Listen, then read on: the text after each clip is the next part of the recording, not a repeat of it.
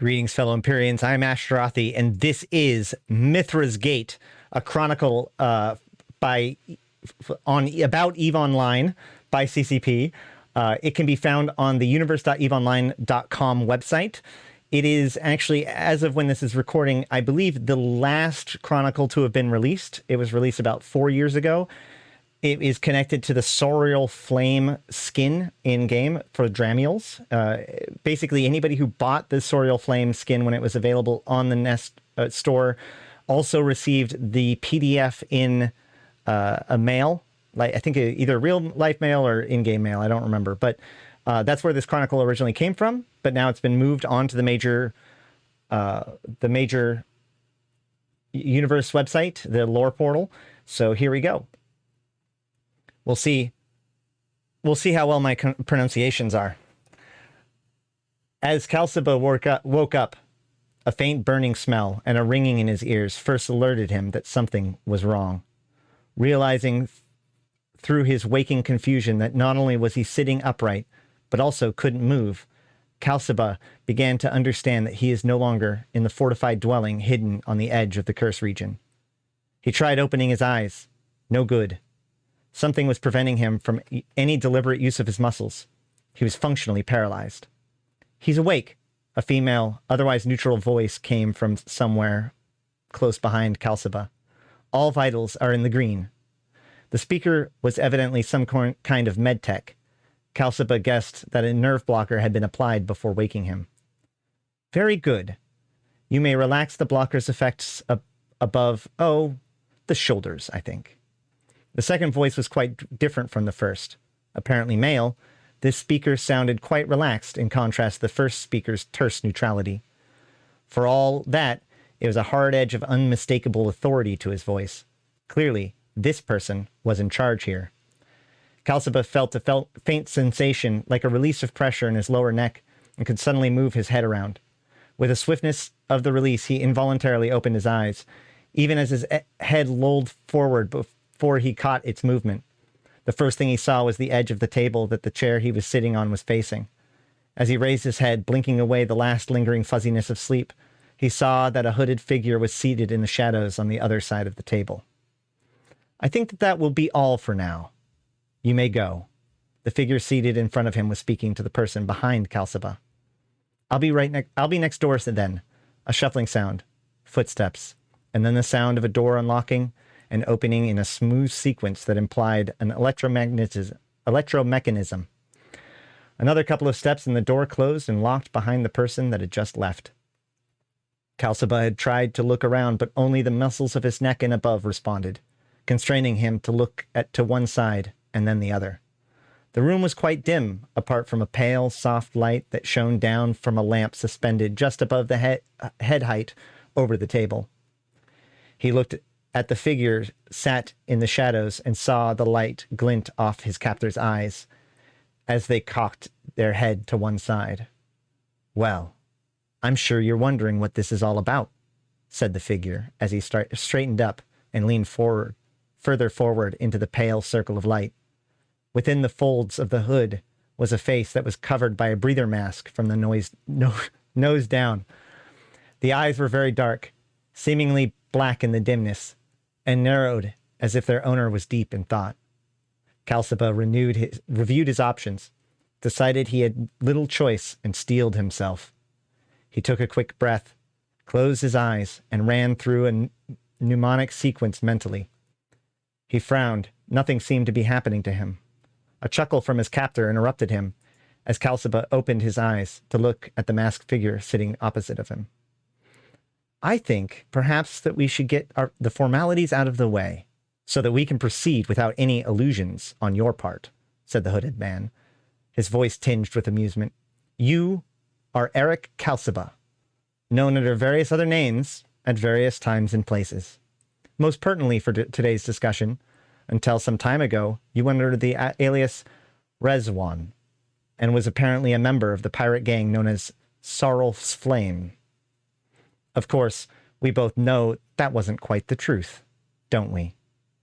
As shocked as Kalsiba was, he had enough presence of mind to take another breath, close his eyes, and run through a different mnemonic trigger sequence. The result was as bafflingly negative as before. Calciba opened his eyes to see the other man shaking his head in evident amusement. No. I'm afraid you won't be able to trigger any of your various amnesiac conditions that you acquired in your climb up the ranks of the cartel.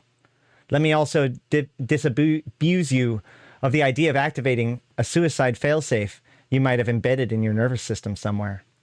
None of that will work.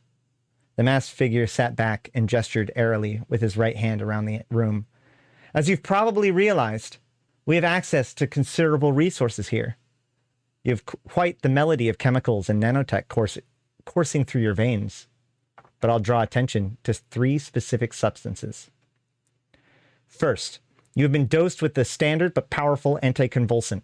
This means that it is quite useless to continue attempting to trigger an epileptic seizure and neurofiring cascade as part of your amnesiac protocols. Second, a very powerful neurosynaptic booster has been introduced into your system. This one enhances episodic memory, just to be sure that you don't forget anything that we might be interested in. The man had been ticking off the points on his fingers of one glove with one hand and then now raised 3 fingers in the air. Third, an anti-thenotropic psychoactive is rather neatly suppressing the slightest inclination to seek your own death that you might have.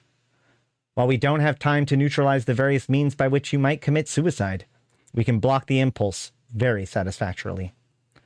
Calciba found his voice at last. If you're that well equipped and thorough, I'm surprised that you didn't rip the information you want out of my brain. You people are running quite a bill of high-end drugs. Surely you can't afford a burning scanner? No doubt that would be the approach tried by some, but, as you noted, we here like to be thorough, and a burning scanner has the disadvantage of being a rather destructive and one-time only method of data extraction. Not to mention that running a burner on your brain would garner little more than a very large amount of very scrambled data, due to counter-intrusion nanolace that's wrapped around and through your cerebellum. We have gone to some considerable time and trouble to bring you here, Calciba. We are not about to waste all of that by attempting to use a burning scanner on you. No, my dear Calciba, that won't do. Besides, I'm a strong believer in simple conversation providing the best results. Do you have a name? Ah, yes. My apologies.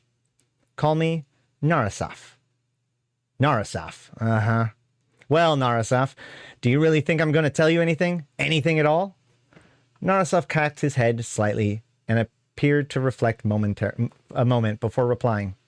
You surely have realized by now who I represent in this matter.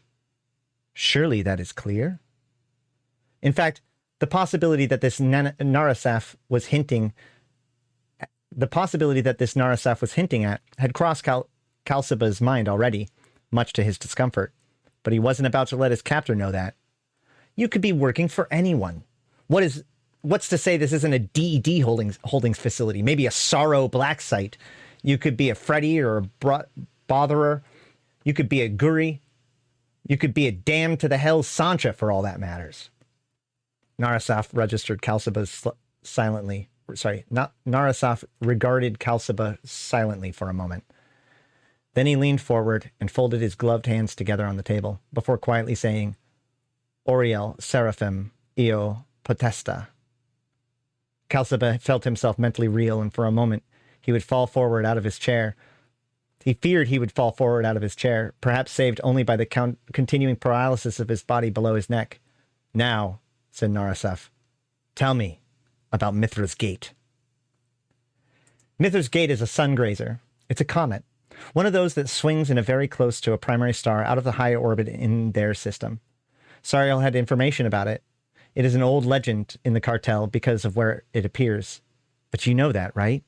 Right. Well, Sariel had figured that everyone else, that it was one of the wandering stars from the old Amar myths of the early reclaiming. Those stories go that every time an Amar reclaimed a star system back then, they would wait for a divine sign, and then along comes a comet, and its track points in the general direction of the next target for the exploration fleet. Yeah, well, that's a nice story, and probably it went over well with the faithful. But Sariel kept thinking more about it, and well, why Mithra's Gate? That name niggled at him. He said it was a very old name as well. Mithra, that is. Much older than the earthly reclaiming. Older than the conquest of Athra. Sorry, much older than the early reclaiming. Older even than the conquest of Athra. It is Amar. It's the Amar who said, it's the Amar, we said. They use a lot of old names all the time. But he said this one wasn't used much at all. Why is that? Well, he found out why. And that's when he got really excited. You know why? Yeah, I figured. The Flames had some trouble not long after.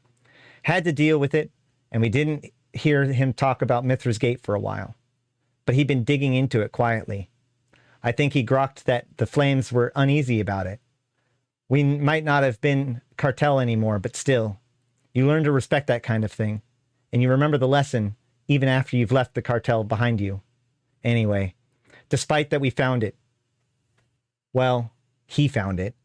He got the orbital's elements of the comet from a source in the Mandate, an old freelance archaeotech buddy of his.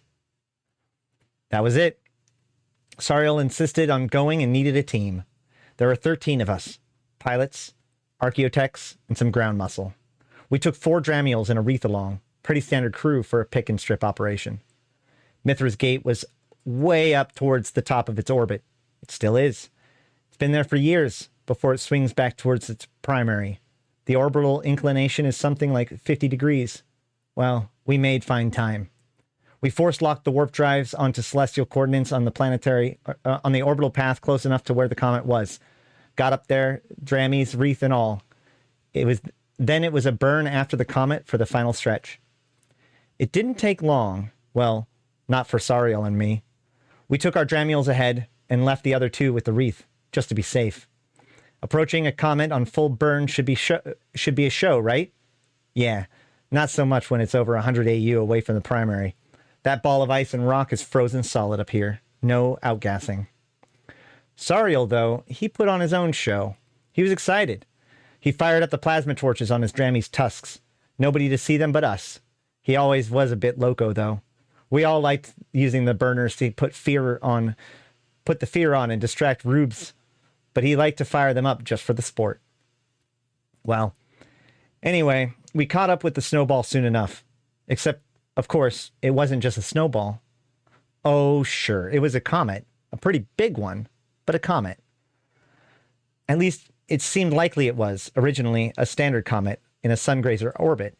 Of course, Sariel wondered if that was the truth of it. But that was beside the point, when you realize that someone had carved a large tunnel along the main rotational axis and then dug out a vault right into the core of the thing. That access tunnel was large enough for the Dramiels to travel down it for a fair bit of clearance. Obviously, whoever built it intended for small ships. We weren't going to get the wreath in there, though, which suited us fine. Sariel had been thinking that a structure might be on the surface or behind a manhatch. If we could even take the Dramiels inside of it, it would be a bonus. I didn't really understand how we were going to get the hangar doors open, though. They were obvious enough, even when Soriel shut his damned burners down and relied on his Drammy sports. My thinking was that he'd cut through an access hatch. There were a few of them around the edges of the hangar doors, but it turned out to not be necessary. A few minutes after we got close, the doors opened, and we took our Dramiels inside. Sariel said he'd hacked his way in. Maybe he did. But it spooked me some. This was an old vault. Ancient. You can hack it eventually, if you know your stuff.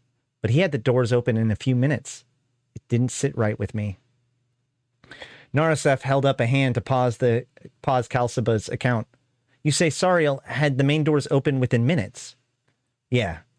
I wouldn't have thought it'd been enough time to work out the handshake protocols, let alone hack the system. But he got them open anyways. No. It probably was just enough time to transmit a handshake, wake the system up fully, and send over a valid access code. He could not possibly have hacked the security in mere moments. Your friend Sariel had the code. The question is, where did he get it from? I don't know. I mean, he had the location, maybe. Kalsaba's voice trailed into silence. He shook his head doubtfully. Would have shrugged, but for the nerve blocker. You mentioned contact with the Mandate. an old architect friend of Sariel. You were meeting with this person? What? Kalsuba blinked. Had he said that? Probably. He wasn't holding anything back, what with the drugs and the knowledge of who Narasef represented. Well, yes. I guess I was there when Sariel met up with him. Tell me about this meeting. Sariel's contact was based in Kabi. It's a big system, lots of belts and moons. A lot of miners, salvagers, all sorts of scratchers and looters. The mandate's mostly inactive out there. Amatar fleet has a couple of listening posts, a few patrol boats, that's it. No orbitals, no stations. A couple of dirt-side bases. Kabi 8 is a temperate, but it's basically a huge jungle. Hot, humid. Mining at the poles, though. Most of the barrens have something going on like that. The moons and the belts are where the action is, though. The gas giant systems are where it's all going on. Then there's Kabi 8, the little outer baron. It has a couple of decent underground cities. The miners and such from all over the outer planets use them for extended downtime. Anyway, we went to the third city. It's not much more than a transit launch station with a town built under it. They didn't even bother to change the name from Base Camp 3 like the two big cities did. Well, everyone just calls it Base Camp, of course. The town's as you expect, a dump. There's a lot of flop houses and coffin racks for miners, and they like to stay in. There's a couple of hotels for the factors and merchants. The residents live deeper in, where it's quiet and away from the bars. There are 10 or so bars. They're all dives and full of scum. If you're tough enough, you might get a decent drink in a couple of them. We were meeting Sariel's guy in one that had a back rooms where factors could meet. Mine chiefs could haggle over weights and prices. Sariel's contact was waiting for us in a room that he'd already secured. The guy was dressed in a survival suit, full armor with a duster over it. Good armor, too, not bulky, flexible where it needed to be, hard as tungsten carbide where it counted. I took him for a Beltborn or something like it. Space adepts don't take to being in gravity well without their support systems too easily. It's impossible for some of them. He was sitting in the corner there, fiddling with his with pads, some trinkets, all sorts of bits and pieces. I marked him for an architect straight away. I guessed he was a specialist in space archeo. Good work if you can have a decent rep. He had money from the looks of his rig. Sariel wanted to talk to him quiet-like, so I just sat over by the window. But I keep an eye on them both.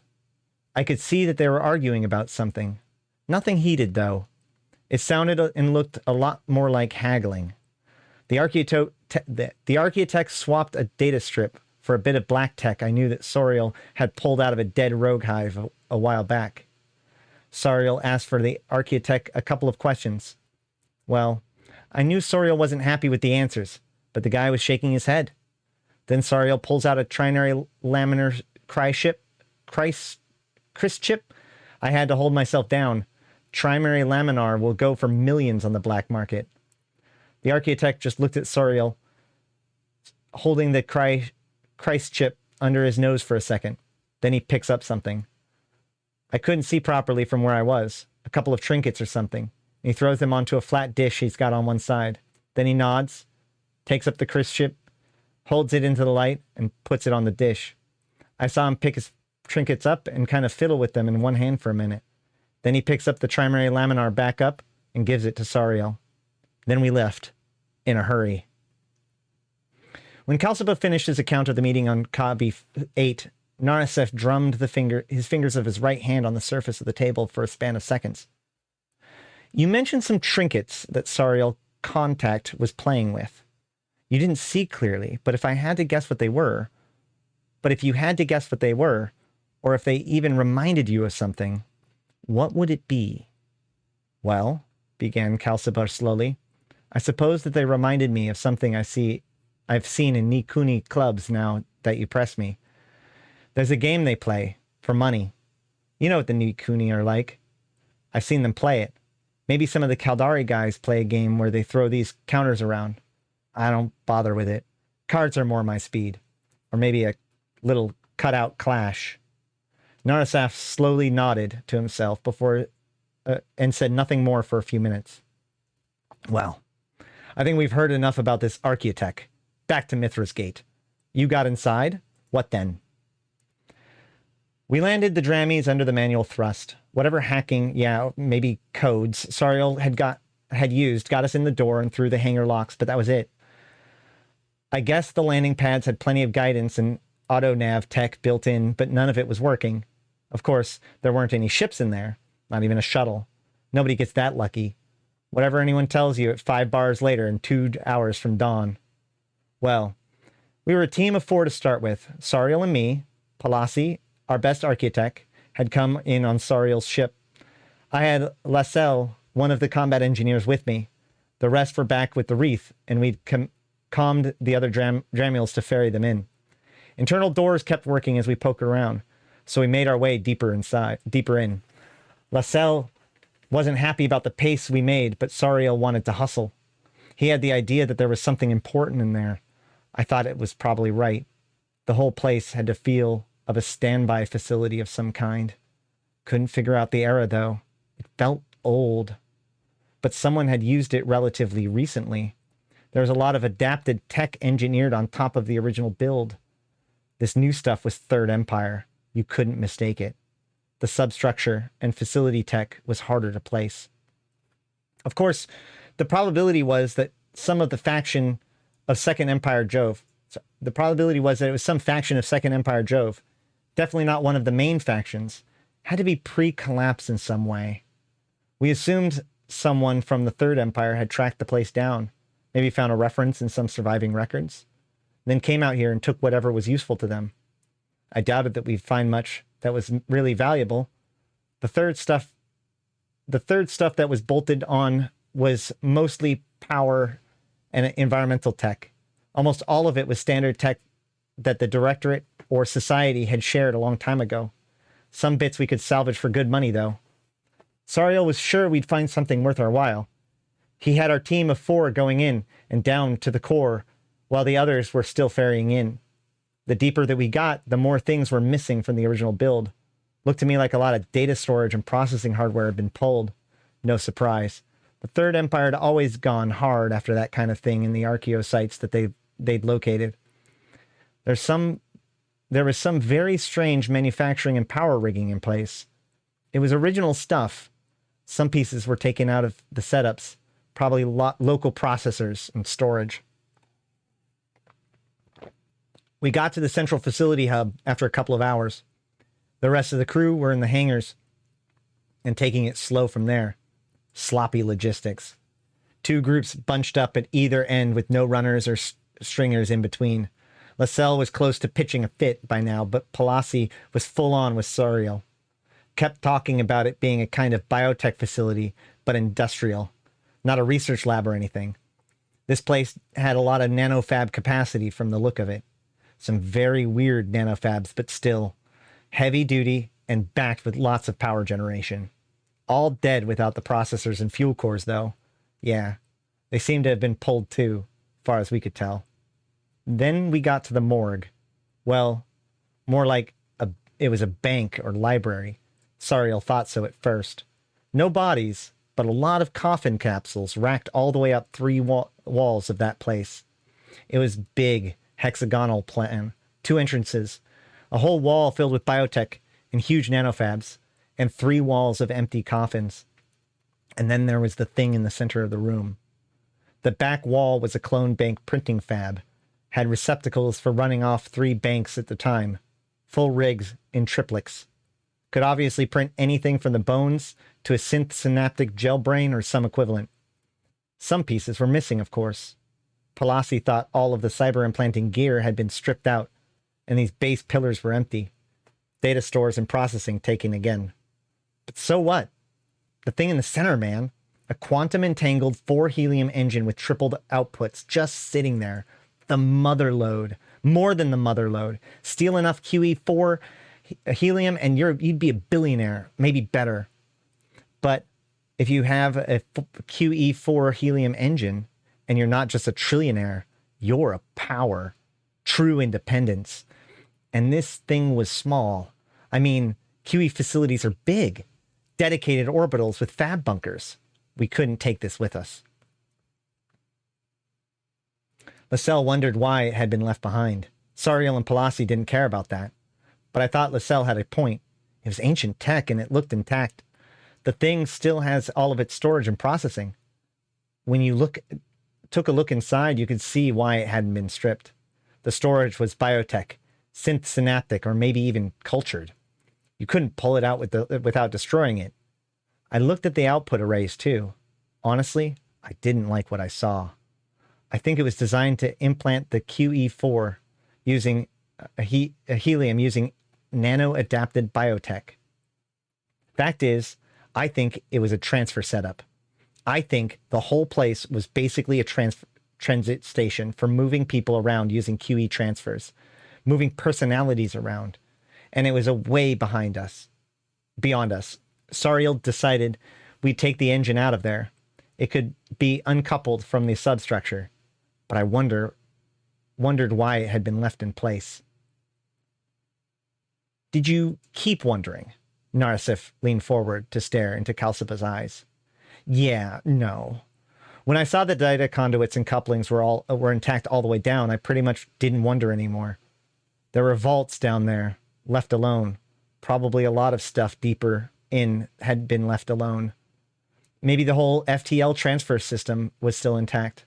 The Third Empire people had wanted to keep that functional, at least until they had a chance to come back with, I guess. Which chance you presume they never got? We'd have gone back if we'd had the chance. The Thirds? I think only one thing would have stopped them going back. Narasif leaned back and exhaled hard, the sound of it rasping through his breather mask. Yes, only one thing.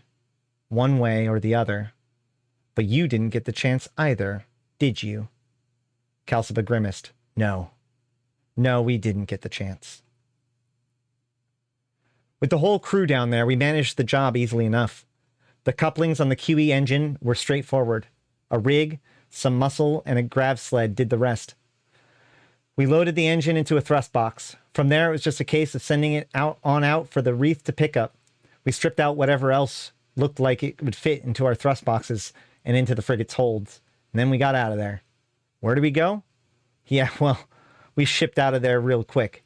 The plan was to roll through some wormholers rather than take a gate out, so we did that. Took a few hours, but got close enough to base. Then we took smuggler gates and slipped through. Got pretty close to home. We got in sight of home before we were ambushed. The cruiser came out of nowhere. Someone had talked. Someone had set us up. It was a Vigilant. It must have been an Aegir piloted with its speed and agility. Came in close, webbed one of the Dramules, and blasted it apart before we knew what was going on. Sariel called us onto the Vigilant while the Wreath tried to get away. It was already on heading for our cargo facility. Sariel was crazed, though. He fired at the plasma torches and went screaming in after the cruiser. Me and the other Drammy followed him in. It was a hard fight. We were running scrams and webs, too. Sariel's strat was sound. Get under the guns, orbit it at super high speeds. Problem was, it's a Vigilant. It's an Aegir Vigilant, and the pilot was no rube. Must have been a veteran. They knew what they were doing. I got out next, shot up on the turn. Plasma ripped through my engines. You know the Drammy's a good ship. Tough. We had escape cockpits, too. Pretty good chances. I blew the cowling and plates and got the hell out of there. Those escape cockpits don't really give you a good view of the things with their own sensors. No ship's sensors or cam drones make a fuzzy sense of what's happening outside. Thousands of meters a second. Far as I could tell, the Vigilant was winning. The base was a bust, but we had our own bolt holes all over the systems. My escape cockpit took me to one of them. Sariel? I guess he got away. He's still running the flames. I don't know what happened to the Wreath. I cleared out the system, lost local contact, but heard over the chatter that Sariel suspected a mole, so I pulled the plug on my infiltration mission. Cartel was pretty happy with Sariel's operation in that region being splashed. I didn't report the whole story. I thought that'd be a quick trip to the interrogation cube. Guess I ended up in one anyway. Of course, you remember the orbital elements, said Narasef expectantly. The orbital elements? Calciba looked confused. For Mithra's Gate. The comet's orbital elements. As you might guess, we have interests in visiting it. No, I don't think I ever knew them. You flew the Dramiel there. You warped to a coordinates on its track. I guess Sorrel's fleet warped us there. You're in the habit of using fleet warp on Archaeotech expeditions? Come now. Calciba frowned. No. I mean, I don't know them. I've forgotten them. Narcissus stared at Calciba. No, I don't think so. Forgotten? No. Had the memory of them removed is more like it. Calciba shook his head in confusion. Narcissus drummed his fingers on the table again. Well, you remember enough, I think, to work back through all of this. Let's talk about the meeting with that Archaeotech friend of Sariel again. Wait, how long is this going to go on for? Narcissus sat back, steepled his fingers, and gave Calciba a desperate, dispassionate look. Oh, it's going to go on for as long as it takes. And Calciba, I hope your memory isn't too patchy, if I were you. For your own sake. Now, tell me about Kabi 8 again, and this time, don't leave out a thing. There you go. That is the Chronicle Mithra's Gate. There's a few things that stands out to a lot of people as being noteworthy. First and foremost, when it refers to the mandate, they're of course referring to the Amitar mandate, which is the Mimitar loyal to the Amar. When they talk about the Second and Third Empires, they're specifically talking about the Jovian empires. The Second Empire is pre-Shrouded Days. Third Empire is the quote-unquote current directorate. And the thing that a lot of people note as being noteworthy is, first of all, the description of the Archaeotech, the suit that he's in. Some people suspect that that may, in fact, have been a Triglavian, potentially. And then also the number of references to threes within the site has made people, because like there's three pipes, there's three walls, there's a triplex setup for the clone banks. Everything is set up in sets of three. And so there's a suspicion that this may have been like a pre-fall Triglavian headquarters, or something along those lines. Yeah. Other than that, there's still a lot of mystery and confusion to have. Is it Kabi? I'm sorry, Kabi 13, not Kabi 8. It's X, isn't it? Not V. Well, I guess I should just go reread the entire thing again. I'm kidding. All right.